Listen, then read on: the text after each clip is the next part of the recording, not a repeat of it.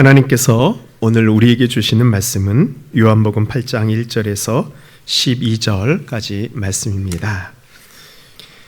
예수는 감람산으로 가시니라. 아침에 다시 성전으로 들어오시니 백성들이 다 나오는지라 앉으사 그들을 가르치시더니 서기관들과 바리새인들이 음행 중에 잡힌 여자를 끌고 와서 가운데 세우고 예수께 말하되 선생이여 이 여자가 간음하다가 현장에서 잡혔나이다. 모세의 율법에 이러한 여자를 돌로 치라 명하였거니와 선생은 어떻게 말하겠나이까? 그들이 이렇게 말함은 고발할 조건을 얻고자 하여 예수를 시험함이러라. 예수께서 몸을 굽히사 손가락으로 땅에 쓰시니 그들이 묻기를 마지 아니하는지라.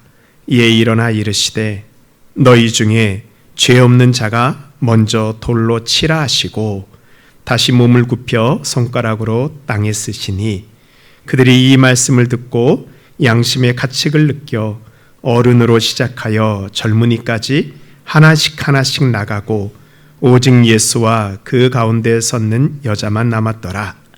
예수께서 일어나사 여자 외에 아무도 없는 것을 보시고 이르시되 여자여 너를 고발하던 그들이 어디 있느냐? 너를 정죄한 자가 없느냐? 대답하되 주여 없나이다.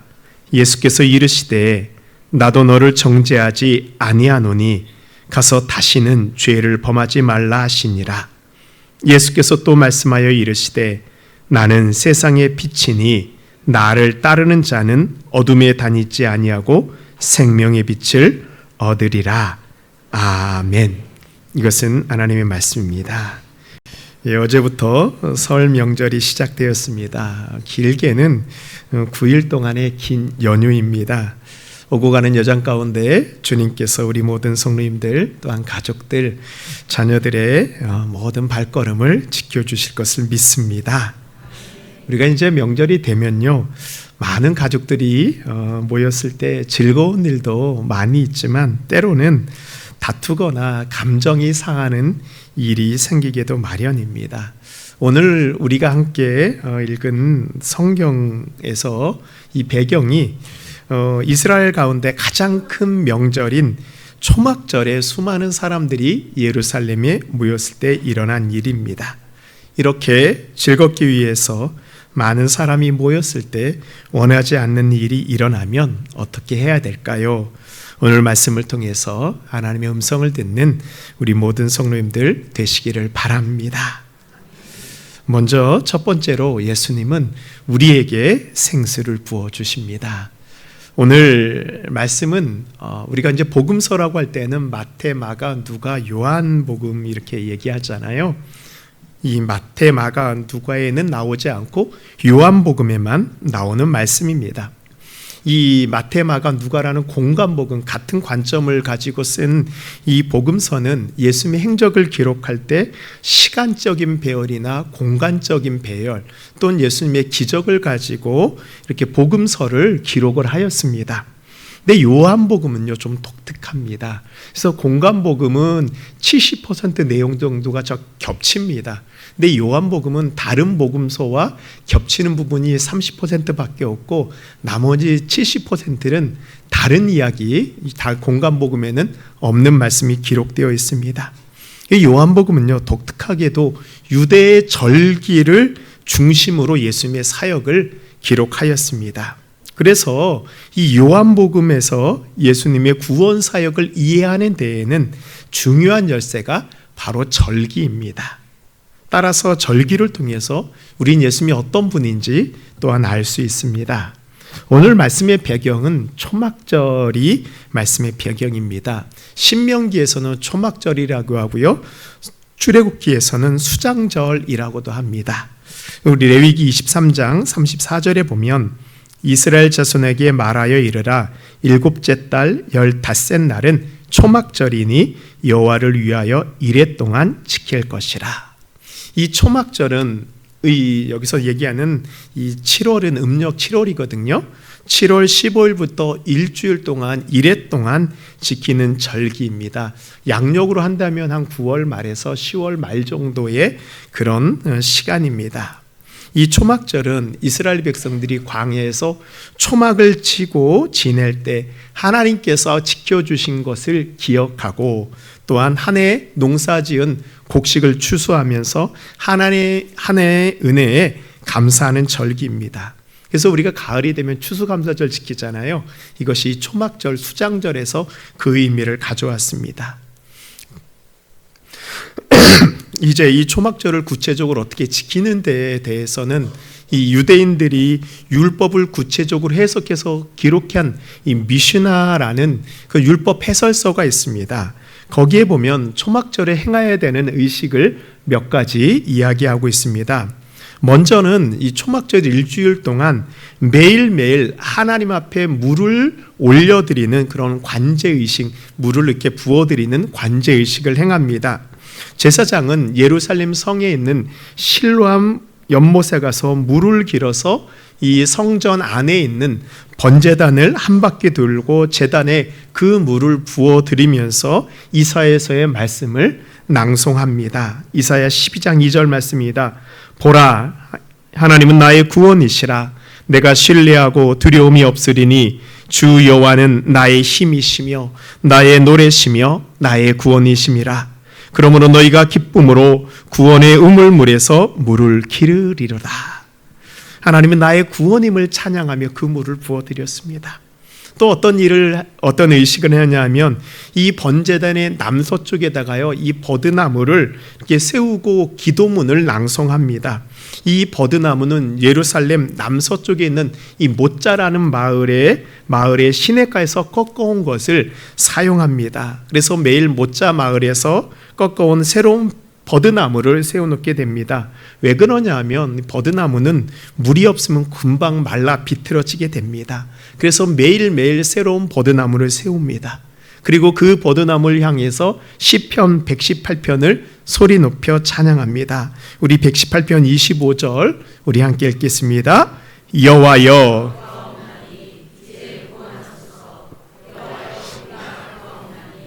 이제 형통하게 하소서. 아멘. 여기서 여호와여 구하옵나니 우리를 구원하소서. 바로 이 말씀은 우리 히브리어로 뭐라고 하면 호시아나라고 합니다. 호시아나 많이 들어보셨죠? 우리가 즐거 부르는 찬양 호산나 있죠? 이게 똑같은 말입니다. 이 호산나 찬양이 바로 시편 118편에서 나왔습니다. 우리를 구원하소서로 번역되는 이 호산나는 이 아까 말씀드린 제단 남서쪽에 세우는 벼드나무의 별명이 바로 이 호산나입니다. 유대인들은 번제단 옆에 잘려져 물이 없어 말라 비틀어져가는 그 버드나무를 보면서 하나님의 은혜가 없으면 우리도 저렇게 말라버릴 수밖에 없는 존재임을 깨닫습니다. 그리고 매일매일 하나님의 은혜를 상징하는 그 물을 길러 실로암 연못으로 가면서 은혜의 단비를 구하였습니다. 그리고 이 일이 벌어지고 있는 이 번제단 안쪽들을 제사장의 뜰이라고 부르는데요. 이 제사장의 뜰은 원래 제사장들만 들어올 수 있는 그런 구역입니다. 근데 이 초막절 기간에는요, 남자뿐만 아니라 놀랍게도 여자와 어린 아이들까지도 다 이 제사장의 뜰에 들어와서 매일매일 번제단을 돌면서 이 시편 118편의 호산나 찬양을 올려드립니다. 이럴 수 있는 기간이요, 1년에 딱 그 일주일입니다. 그 하나님의 뜰에 들어와 하나님의 은혜를 찬양하고 감격하며 이 초막절 의식을 행하고 있을 때 예수님께서 오셔서 오늘 말씀을 선포하십니다. 우리 요한복음 7장 37절에 보면 명절 끝날 곧 큰 날에 예수께서 서서 외쳐 이르시되 누구든지 목마르거든 내게로 와서 마시라. 이 명절 끝날은 초막절의 일곱째 마지막 날을 이야기합니다. 이 날을 이스라엘 사람들은 호산나 라바라고 불렀는데요, 호산나는 구원이고 라바는 큰이라는 뜻입니다. 그래서 큰 구원의 날입니다. 이제 이날에는요, 번제단과 그 옆에 있는 버드나무를 한 바퀴 도는 것이 아니고 제사장이 앞에 서면은 모든 백성들이 7바퀴를 돌면서 그 시편 118편 호산나를 소리 높여 찬양하며 하나님이 내려 주실 오네, 또 내년에 농사를 책임질 이른 비와 늦은 비를 내려달라는 그런 간구의 순례를 하였습니다. 그리고요, 이때는 이 사람들이 모두 이 버드나무 가지를 들고 있었는데 그 버드나무 가지를 땅바닥으로 치면서 버드나무에 있는 잎을 떨어뜨립니다. 이제 과거에 그런 것이 아니고 하나님이 주시는 새 잎이 나오기를 간구하는 의식입니다. 예수님께서 이 의식을 행하고 있는 사람들을 향하여 모두가 들을 수 있도록 이제 큰 소리로 말씀하십니다. 우리 요한복음 7장 38절 우리 함께 읽겠습니다. 나를 믿는 자는 생수의 강이 흘러나오리라 하시니. 여기서 예수님이 말씀하신 성경의 이름과 같이 성경이 말한 바와 같이라고 할 때에는 이 성경은 이 구약 성경의 특별한 예언서를 의미하고 있습니다. 바로 스가랴 선지자가 예언한 초막절에 대한 말씀입니다. 우리 한번 함께 찾아가 볼까요? 스가랴서 14장 16절 말씀입니다. 예루살렘을 치러 왔던 이방 나라들 중에 남은 자가 해마다 올라와서 그 왕 만군의 여호와께 경배하며 초막절을 지킬 것이라. 땅에 있는 족속들 중에 그 왕 만군의 여호와께 경배하러 예루살렘에 올라오지 아니하는 자들에게는 비를 내리지 아니하실 것인즉 애굽 사람이나 이방 나라 사람이나 초막절을 지키러 올라오지 아니하는 자가 받을 벌이 그러하리라.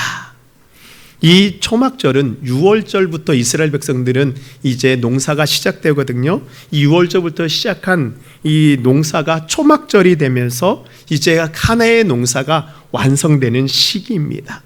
이 스가랴 선지자는요, 이 초막절을 이 세상 마지막 날에 이루어질 하나님의 구원의 날로 보았습니다. 마지막 때 하나님께서 세상 모든 열방을 다 심판하시고 이제 그 가운데 구원을 받은 모든 자를 예루살렘으로 올라와 초막절을 지키게 될 것이다 라고 예언하였습니다. 그래서 이스라엘 사람들의, 우리는 이 말씀이 잘 이해가 되지 않지만 이스라엘 사람들의 그 마음속의 전통은 뭐냐면 초막절은 하나님의 구원의 완성의 날입니다. 이제 그 하나님의 구원의 날을 이제 함께 초막절 마지막 도는 그 여호와 라바의 날을 보내면서 이스라엘 백성들이 그 하나님의 구원의 완성을 사모하고 있을 때 모든 백성에게 예수님께서 말씀하십니다. 예수님을 믿는 자에게는 모든 백성이 그렇게 간구하였던 생수가 강같이 흘러나오게 될 것이다. 예수님을 통해서 구원의 완성이 이루어질 것을 지금 선포하고 있습니다. 우리도 주님 앞에 나와 오늘 말씀에 나오는 초막절의 번제단을 돌며 기도하는 백성들의 마음으로 예배를 드릴 때 우리에게 어떤 일들이 일어나게 될까요? 물이 없어 말라버린 버드나무와 같은 우리가 호산나, 하나님이 우리의 구원이십니다. 찬양할 때 하나님께서는 우리의 마음 가운데 하나님의 구원을 이루어 주십니다. 그 구원의 완성은 생수의 근원 되시는 예수님을 만나는 것입니다. 예수님께서는 우리의 삶의 구석구석 모든 곳에 주님의 생수가 흘러넘치게 하여 주시어 우리 인생의 열매를 맺게 하여 주십니다. 우리의 인생의 완성은 바로 예수 그리스도로 이루어집니다. 그것이 바로 마지막 하나님이 우리에게 구원의 완성의 날을 보여주십니다. 사랑하는 성도 여러분, 주님 앞에 예배 드리는 거는요, 그냥 나오는 것이 아닙니다. 주님께서 우리의 삶에 구원의 완성을 경험하게 하는 순간입니다. 우리의 삶의 생수가 흘러넘치게 하시고 우리의 삶 가운데 풍성한 열매를 예배 가운데 맺게 하여 주실 것을 믿습니다. 두 번째로 은혜의 자리에 서야 합니다. 초막절을 지키는 모든 백성들이 지금 기뻐하고 즐거워하고 있죠. 우리 8장 2절 말씀 우리 함께 읽겠습니다. 아침에 다시 성전으로 들어오시니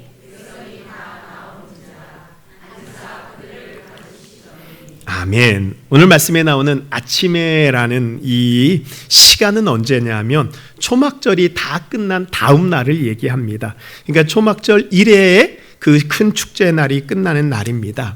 근데 이스라엘은 하루의 시작이 우리는 아침부터 저녁 때지만 이스라엘 사람들은 저녁부터 하루가 시작되잖아요. 그러니까 이제 저녁부터 시작하여 초막절 8째 날 아침이 바로 오늘 예수님이 아침에 성전으로 들어오신 때입니다. 그래서 레위기에는 초막절을 지킬 때 이래 동안 지키라 그러고 나서 하루를 더 지키라고 이야기하고 있습니다. 우리 레위기 23장 36절 말씀입니다. 우리 함께 읽겠습니다. 시작. 이래 동안에 너희는 여호와께 화제를 드릴 것이요 여호와께 화제를 드릴지니 이는 거룩한 대회라 너희는 어떤 노동도 하지 말지니라. 아멘. 그 7째 날에 큰 축제를 하고 나서 8째 날에는요, 이때는 더 신나게 축제를 하라고 말씀하고 있습니다. 그래서 7째 초막절을 지내고 나서 8째 날에는 이스라엘 사람들은 미쉬니 아체레트라고 해서 초막절 축제를 8째 날에 하게 됩니다. 그래서 초막절이 7째 날이 끝나고 8째 날이 시작하는 그 저녁 때부터 그 저녁이 되면 이 많은 이스라엘 사람들이 이 성전 안에 이 제사장의 뜰과 바깥에 있는 여인들의 뜰에 모여서요, 이 여인들의 뜰에 세워진 네 모퉁이의 촛대에 엄청나게 환하게 불을 밝히고 밤새도록 축제를 벌이게 됩니다. 우리 예전에 올라이트 한다라는 그런 표현이 있죠. 똑같은 것입니다.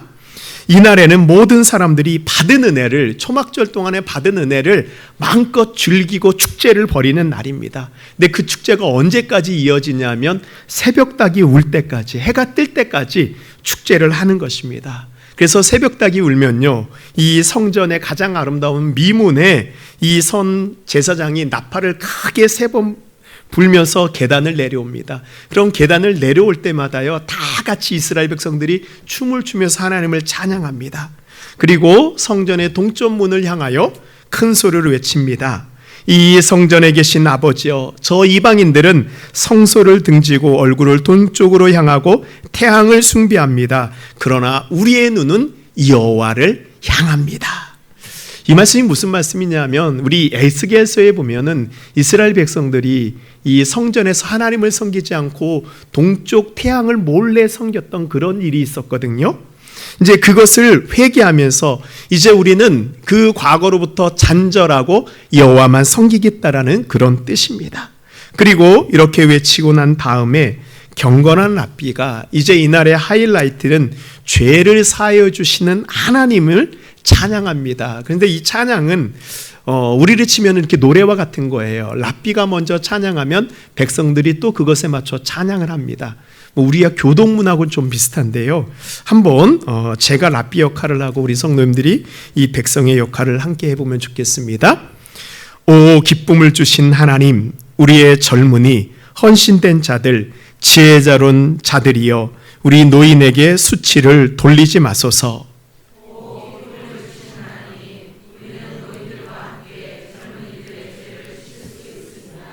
다 함께 하겠습니다. 아멘. 젊을 때 죄를 사함받는 자는 복이 있을지어다. 죄를 지었지만 이제 사함을 받은 자는 복이 있을지어다.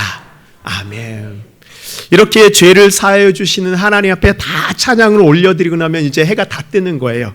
그러면 이제 8일째 성회가 마무리됩니다. 모두 기쁨으로 축제를 마무리하고 자리로 돌아가게 되죠. 그때입니다. 예수님과 제자들이 성전에 들어오셨고 바리새인과 서기관들은 기다렸다는 듯이 한 여인을 붙잡아 예수님 앞에 끌고 옵니다. 아침에 다시 성전으로 들어오시니 백성이 다 나오는지라 앉으사 그들을 가르치시더니 서기관들과 바리새인들이 음행 중에 잡힌 여자를 끌고 와서 가운데 세우고, 모든 다른 이스라엘 백성들과 순례자들은요, 죄를 용서해 주시는 하나님을 찬양하고 신나는 그 성회를 밤새도록 보냈는데 이 여인은 죄를 짓고 예수님 앞에 끌려 나옵니다. 우리가 이 모습을 보면서 우리 사람이 언제 죄를 짓는지 우리는 보게 됩니다. 은혜의 자리가 아니고요, 나의 욕심을 따라갈 때 죄를 짓게 됩니다. 예루살렘에 있는 모든 사람들은 하나님의 은혜를 누리고자 그 밤을 새우며 성회를 지켰습니다. 근데 이 사람은 어떻게 했어요? 이 여인은 은혜의 자리가 아니고요, 자신의 욕망을 채우는 자리를 선택했습니다. 우리도 때로는 이 여인과 같이 나의 욕심을 채우기 위해서 은혜의 자리가 아니고 죄의 자리에 우리가 있을 때가 있습니다. 근데 이 여인이요, 죄가 모르고, 죄가 뭔지 모르고 이렇게 죄를 지었을까요? 아니요. 이 여인도 제7계명 간음하지 말라를 알았을 것입니다. 알면서도 죄를 지었습니다. 성애가 아니고 어둠의 자리에 있으며 죄의 유혹 앞에 이 사람이 무너진 것입니다. 우리가요, 언제 죄에 빠지냐? 가장 큰 은혜가 있을 때, 그때 우리가 가장 잘 넘어지게 됩니다. 이 성경은 죄에 대해서 이렇게 이야기하고 있습니다.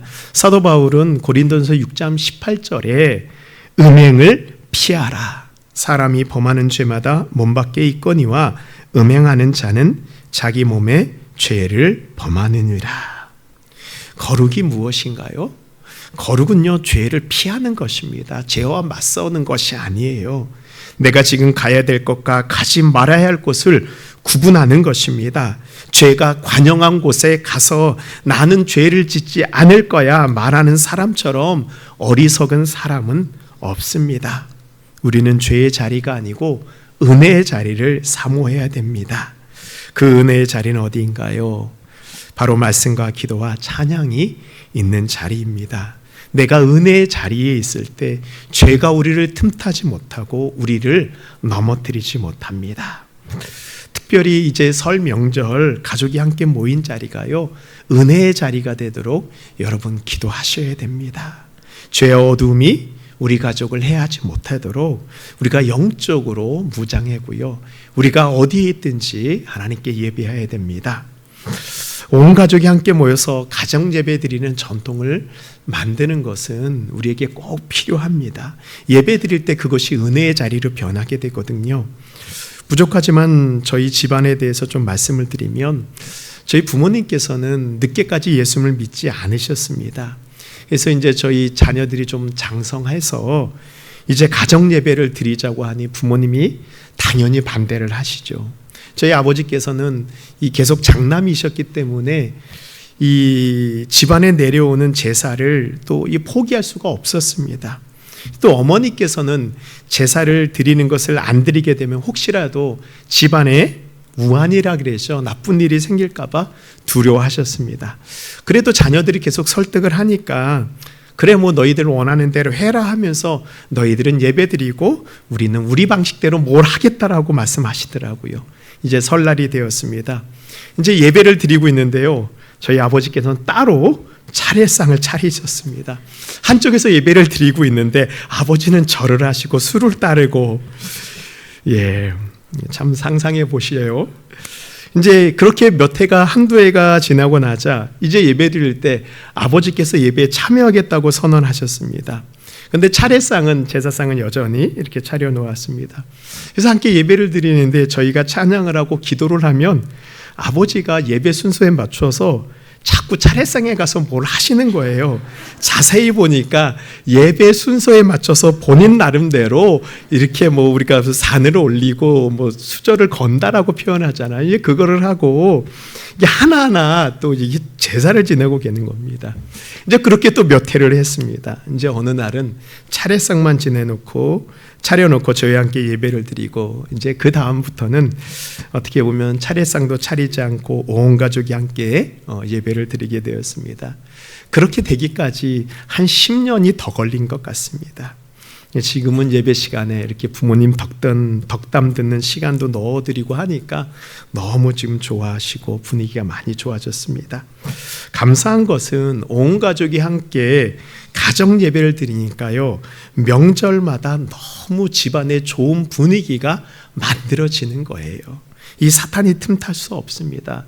사실 부모와 자식 간에도 형제 간에도요 다툴 수 있습니다. 마음 가운데 응어리들이 있거든요. 근데 사실 이것을 명절로 와서 그 10년 동안 20년 동안 풀지 못한 것을 한 번에 풀어버리려고 하니까 어떻게 해요? 안 풀리고 더욱더 꼬이게 되고 마음에 더 큰 상처를 받게 되는 것입니다. 저희 집도 그런 적이 많이 있었습니다. 명절 내려갈 때마다 마음이 조마조마했습니다. 혹시라도 이번엔 또 무슨 일이 터질까. 몇몇 분들이 고개를 끄덕이세요. 우리 집도 그런데. 근데 예배로 바뀌고 나니까요, 온 집안이 너무 평안하고 예배 안에서 하나가 되었습니다. 은혜는 하나님이 함께하는 곳에 임하게 됩니다. 우리 말씀을 조금만 더 살펴보도록 하겠습니다. 세 번째로, 은혜는 사람을 변화시키는 능력이 있습니다. 서기관들과 바리새인들이 이 여인을 붙잡아 예수님 앞으로 데리고 왔습니다. 4절 말씀입니다. 예수께 말하되 선생이여, 이 여자가 간음하다가 현장에서 잡혔나이다. 현행범이에요. 빼도 박도 어떻게 할 수가 없습니다. 그리고 예수님을 다그칩니다. 모세는 율법에 이러한 여자를 돌로 치라 명하였거니와 선생은 어떻게 말하겠나이까. 모세율법이 어떻게 기록되어 있냐면 레위기 20장 10절입니다. 누구든지 남의 아내와 간음하는 자, 곧 그의 이웃의 아내와 간음하는 자는 그 간부와 운부를 반드시 죽일지니라. 사실 이 일은 서기관들과 바리새인들이 예수님을 함정에 빠지게 하려고 꾸민 일입니다. 이제 원래는요, 그 간음한 여자와 간음한 남자 둘 다 붙잡아 와야 되는데 남자는 붙잡아 오지 않아요. 이 여자만 붙잡아 왔습니다. 바리새인들은 예수님께 율법대로 이 여인을 돌로 쳐서 죽이라고 하면 이제 예수님을 이렇게 공격하려고 했습니다. 예수님께서 사랑과 용서를 말씀하셔놓고 어떻게 돌로 쳐 죽이라고 할 수 있느냐. 뿐만 아니라 당시 로마법에요, 사형은 로마 법에 의해서만 집행이 될 수 있습니다. 로마 법정에서만 사형을 선고할 수 있습니다. 그래서 예수님이 돌로 쳐 죽이라고 하면은 예수님이 로마의 실정법을 어기는 것이 되기 때문에 예수님을 로마 법정에 고소하려고 하였습니다. 반대로 예수님께서 이 여인을 용서해 주라, 살려 주라고 하면 예수님은 레위기의 율법을 어기는 거잖아요. 그러면 예수님을 유대인의 법정인 산헤드린에 세우고 예수님을 율법을 어긴 자로 심판하려고 했습니다. 그래서 예수님이 앞으로도 가지 못하고 뒤로도 가지 못하는 그런 딜레마에 빠지게 하였습니다. 예수님께서 어떻게 하실지 말을 하지 않고 땅에 무엇인가 쓰였습니다. 이제는 예수님도 어쩔 수 없을 거야. 승리에 취한 바리새인들이 더 거칠게 여인을 예수님 앞으로 데리고 와서 예수님한테 심판을 재촉합니다. 우리 7절 말씀입니다. 우리 함께 읽겠습니다. 그들이 묻기를 마치 아니하는지라.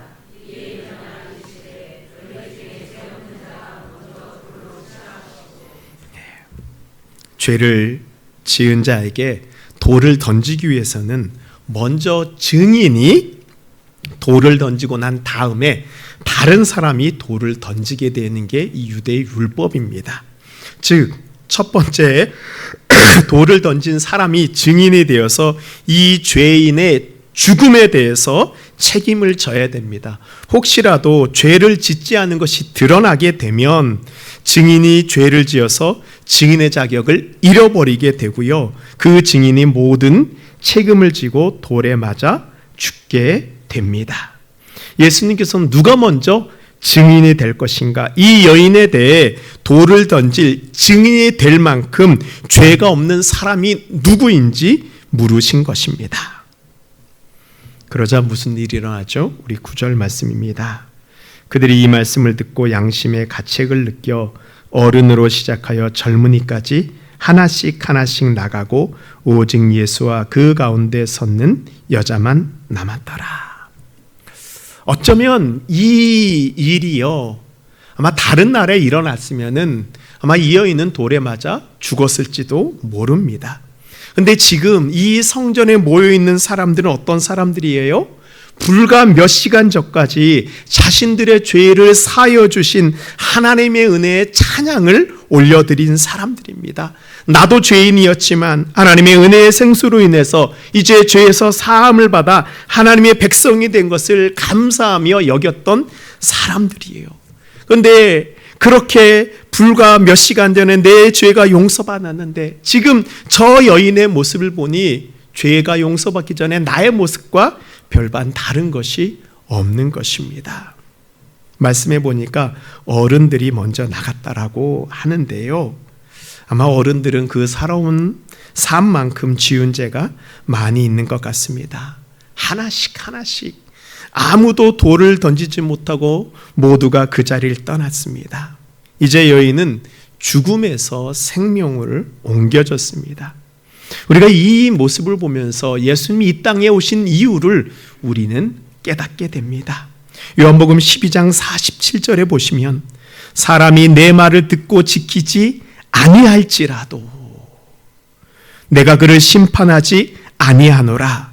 내가 온 것은 세상을 심판하려 함이 아니요 세상을 구원하려 함이로다. 사실 이 여인이 우리의 모습이죠. 돌에 맞아 죽을 수밖에 없는 죄인인 우리를 구원하시기 위해서 바로 예수님이 오셨습니다. 여인을 정죄하던 사람들이 양심의 가책을 받아 하나 둘씩 떠나고 아무도 없게 되자 그때 예수님이 여인에게 묻습니다. 예수께서 일어나 여자 외에 아무도 없는 것을 보시고 이르시되 여자여 너를 고발하던 그들이 어디 있느냐? 너를 정죄한 자가 없느냐? 이제 여인은 돌에 맞아 죽을 걸 생각했습니다. 그런데 고개를 들어보니 자신에게 돌을 들고 있던 사람들이 다 사라졌습니다. 곧 죽을 거라 생각하는데 자신이 여전히 살아있습니다. 이 여인을 구원한 것은 무엇인가요? 가늠한 자를 돌로 쳐 죽이라고 하는 이 율법의 잣대를 이 사람에게 들이댔을 때 이 여인은 죽을 수밖에 없는 그런 상황이었습니다. 근데 이 여인을 구원한 것은 율법이 아닙니다. 로마서 5장 20절에 보면 율법이 들어온 것은 범죄를 더하게 하려 함이라 그러나 죄가 더한 곳에 은혜가 더욱 넘쳤나니. 이 율법은요 사람들이 죄인인 것을 깨닫게 해줍니다. 그런데 그 율법으로는 그 사람을 살릴 수가 없습니다. 그가 죄로 인해 죽을 수밖에 없는 존재, 너는 죄로 인해 죽을 수밖에 없는 존재인 것을 확증시켜주는 것이 바로 율법입니다. 오늘 말씀에 보면 죄가 더한 것에 은혜가 넘쳤다라는 말씀은 죄로 인해 죽음이 확실한 곳에는 예수님의 은혜가 더욱더 강하게 역사하신다는 말씀입니다. 죄가 관영하고 죄로 인해 죽을 수밖에 없는 그 여인에게 예수님의 은혜가 강하게 역사하십니다. 십자가의 은혜는 그 사람에게 죄를 묻지 않습니다. 도리어 죄를 용서해 주고 하나님의 자녀로 살아갈 수 있도록 생명을 허락해 주십니다. 우리도요 율법의 기준에 맞추어서 나를 본다라고 한다면, 예수님이 율법의 기준을 맞춰서 우리를 심판한다고 한다면 우리 가운데 살아남을 사람은 한 사람도 없을 것입니다. 그러나 우리를 사랑하신 예수님의 십자가의 사랑이 우리에게 임하자 우리는 그 구원의 은혜를 받았습니다.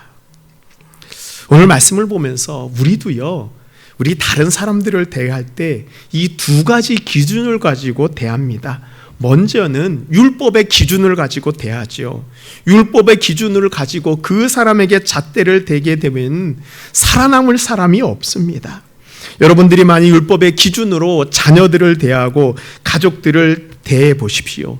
모두가 죄인이요 살아날 사람이 없는 지옥이 되고 맙니다. 그러나 십자가의 은혜의 기준으로 사람들을 대한다면 모든 사람들이 살아나게 됩니다. 십자가는 용서입니다. 어떤 죄라고 할지라도 용서할 수 있는 것이 바로 예수님의 십자가입니다. 용서 다음은 용납입니다. 받아주는 것입니다. 8장 11절입니다. 대답하되 주여 없나이다. 예수께서 이르시되 나도 너를 정죄하지 아니하노니 다시 가서 다시는 죄를 범하지 말라 하시니라. 아멘. 저는 이 말씀 가운데 이런 뜻이 있는 것 같아요. 나도 너를 정죄하지 않고 용서하오니 이제 내 안에서 내가 너를 받아줬으니 이제 다시는 너는 가서 죄를 범하지 말라. 영어 성경에 보면은 죄로부터 떠나라 라고 정확히 말씀하고 있습니다. 죄로부터 떠나는 것 내 힘으로 되는 게 아니고요, 예수님이 우리를 용납해 주셨기 때문에 우리는 죄로부터 떠날 수 있습니다. 예수님은 죄인을 용납해 주셨습니다. 예수님은 받아주셨습니다. 용납받은 죄인은 다시 살아갈 힘을 얻습니다. 우리도 주님께 용납된 존재입니다. 우리의 모습 그대로 주님이 용서해 주시고 받아주시어 새로운 생명을 얻었습니다. 프랑스 혁명기를 다룬 두 개의 유명한 소설이 있습니다. 아마 여러분도 들으시면 다 알 텐데요. 알렉산더 듀마의 몽테크리스토 백작이라는 소설이 있고요. 또 하나는 장발장이라는 레미제레블이라는 그런 소설입니다. 이 몽테크리스토 백작의 주인공인 이 에드몬은요, 아주 잘 나가는 항해사였습니다. 이 약혼녀와 결혼을 하고 이제 가장 행복한 시간을 보내야 되는 그때에 이 주인공을 모욕하는 사람들이 주인공을 함정에 빠뜨려 중죄를 뒤집어 씌워서 정치범 감옥에 보내게 됩니다. 그곳에서 이 에드몽은 파리의 신부라는 학문과 교양에 뛰어난 스승을 만나게 됩니다. 그래서 그 감옥 안에 있지만 아주 앞으로 귀족이 될 만한 소양을 갖추게 되죠.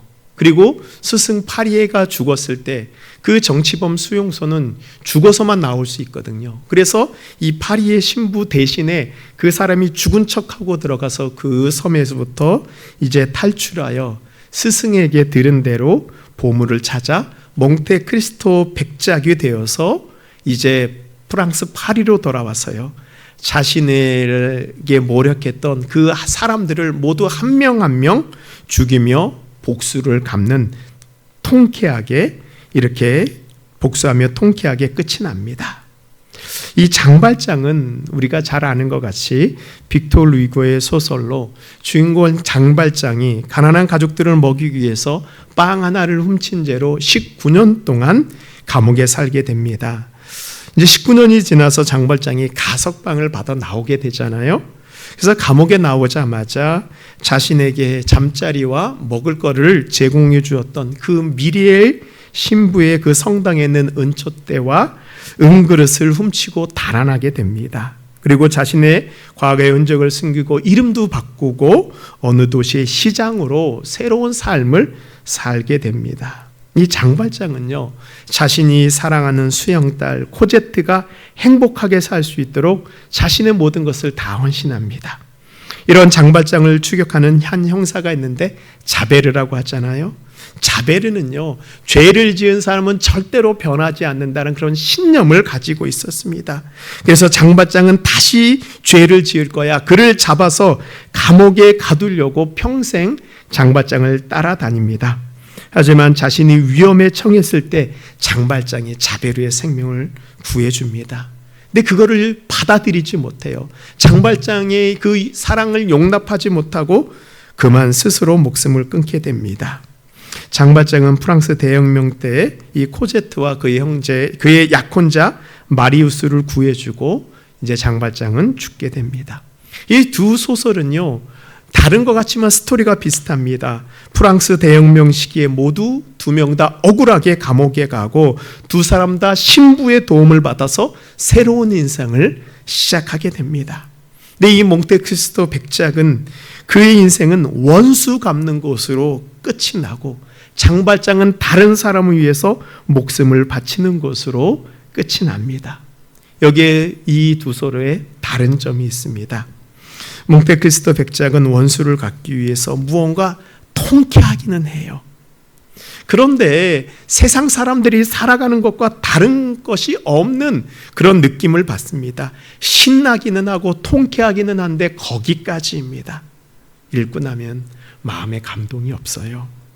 근데 장발장은 자신을 죽이려고 하는 자베를 용서해주고 자신은 사랑하는 이를 위해서 목숨까지도 내어놓습니다. 그래서 우리가 장발장을 다 마지막까지 읽고 나면 어때요? 마음에 왠지 모르는 감동이 있습니다. 그 감동이 바로 용서와 용납의 감동입니다. 신부 미리엘이 장발장을 용서하고 장발장은 자베르를 용서하고 이 은혜의 능력으로 이 코제트와 마리우스가 새로운 삶을 살게 됩니다. 여러분의 인생은 재미있는 인생을 살고 있습니까? 아니면 감동 있는 인생을 살고 있습니까? 세상의 기준대로 방법대로 욕심대로 살면 누구나 재미있는 인생을 살 수는 있을 것입니다. 그러나 감동 있는 인생을 살 수는 없습니다. 예수님을 만난 인생이 감동 있는 삶을 살게 됩니다. 오늘 우리가 이 여인의 이야기를 읽으면서 우리 마음 가운데 감동이 있는 이유가 바로 예수님의 사랑과 용납을 우리가 함께 경험하기 때문입니다. 예수님을 만나는 인생은 감동 있게 변하게 됩니다. 여러분을 만난 사람들이 감동되는 그런 변화가 일어나게 됩니다. 사랑하는 성도 여러분, 예수님께서 이 땅에 오신 이유는 죄로 인해 죽을 우리를 구원하시고 회복하게 하기 위해서입니다. 이게 주님의 은혜입니다. 여러분들은 여러분들이 만나는 사람들을 어떤 기준으로 대하고 있습니까? 여러분의 가족, 여러분의 형제들 은혜로 대해 보십시오. 그들이 과거에 우리에게 어떤 일을 했든지 우리가 이 용서받은 여인의 마음으로 그들을 용서해주고 용납해 보십시오. 그곳에 예수님의 은혜가 임하게 됩니다. 그들이 여러분을 통해서 은혜의 능력을 경험하게 됩니다. 그리고요, 이제는 빛 가운데로 나아가는 새로운 삶을 살게 됩니다. 이제 이 여인의 모든 얘기가 끝나고 나서 8장 12절에서 예수님께서 이렇게 말씀하십니다. 예수께서 또 말씀하여 이르시되 나는 세상의 빛이니 나를 따르는 자는 어둠에 다니지 아니하고 생명의 빛을 얻으리라. 아멘. 요한복음에서는 더 이상 이 여인에 대해서 이야기를 하지 않습니다. 그러나 우리는 확신하게 됩니다. 이제 이 여인은 생명의 빛 가운데 다닐 것이라고. 예수님께서 여인에게 하신 말씀이 우리에게도 그대로 임하여 생명을 빛을 얻는 이 생명의 빛을 다른 많은 사람들에게 비추는 우리 모든 성도님들이 되시기를 바랍니다.